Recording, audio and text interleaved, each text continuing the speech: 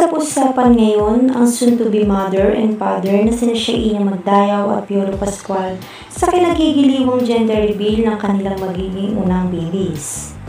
Nag-organize raw sila ng simpleng gender reveal upang malaman ang kasarian ng kanilang magiging unang anak.